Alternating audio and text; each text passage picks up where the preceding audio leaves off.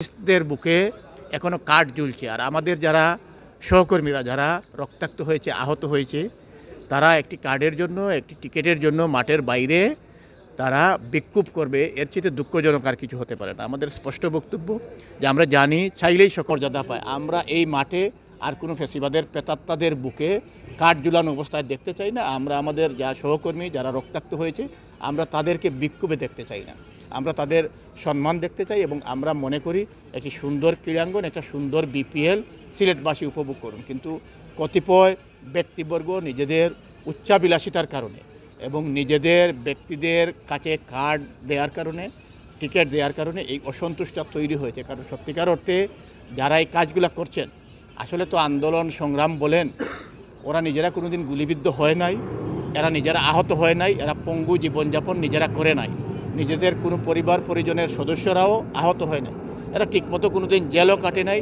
ওইভাবে মামলারও আসামি হয় নাই।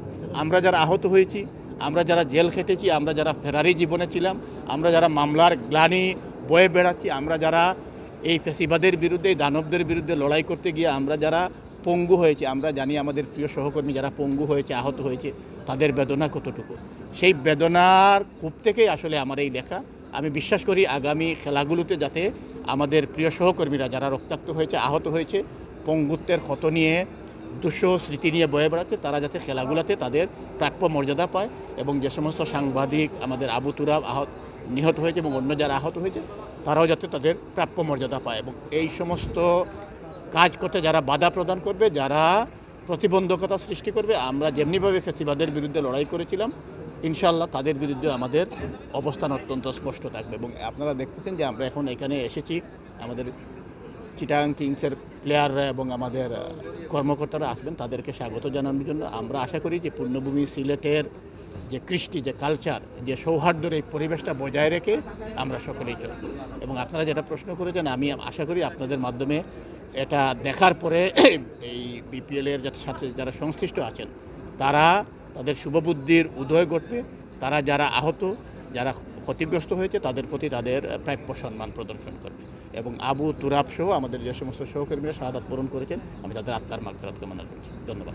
এটা যথার্থই বলেছেন, একটু আগে ফেসবুকে হয়তো আমার একটা স্ট্যাটাসও দেখেছেন। যেহেতু সিলেটে খেলা হচ্ছে এবং দীর্ঘ 18 বৎসরের বৈষম্যের পর একটি গণঅভ্যুত্থানের মধ্যে দিয়ে ফ্যাসিস্ট হাসিনা মুক্ত বাংলাদেশে নাদেল মুক্ত আন্তর্জাতিক ক্রিকেট স্টেডিয়াম, যে ক্রিকেট স্টেডিয়ামটি আমাদের বৃহত্তর সিলেটের উন্নয়নের রূপকার সাবেক অর্থ ও পরিকল্পনা মন্ত্রী মরহুম এম সাইফুর রহমান প্রতিষ্ঠা করেছিলেন এবং তার নামেই এই স্টেডিয়ামটি ছিল। এই স্টেডিয়ামটি দীর্ঘ 18 বৎসর ফ্যাসিবাদের কবলে ছিল, আওয়ামী লীগের কবলে ছিল, এখানে খেলার কোনো পরিবেশ ছিল না। আজকে বিপিএলের যে খেলা হচ্ছে আমরা আশা করেছিলাম, আমরা প্রত্যাশা করেছিলাম যে যারা দীর্ঘ 18 বৎসরের লড়াই সংগ্রামে আহত হয়েছে, পঙ্গু হয়েছে এবং বিশেষ করে এই 24 সালের জুলাই আগস্টের বিপ্লবে যারা আহত হয়েছে, গুলিবিদ্ধ হয়েছে তাদেরকে সম্মান দেয়া হবে। আপনারা আজকে দেখেছেন যে খেলা শুরুর পূর্বে আহতরা মাঠের বাইরে প্লেকার্ড নিয়ে তারা বিক্ষোভ করেছে এবং বিক্ষোভের এক পর্যায়ে যারা আহত আমাদের এই প্রজন্মের মুক্তিযোদ্ধাদেরকে বাধ্য হয়ে বিসিবির পরিচালক এবং আমাদের মহানগর বিএনপির ভারপ্রাপ্ত সভাপতির মধ্যস্থতায় পরে তাদেরকে মাঠে নিয়ে যাওয়া হয়েছে।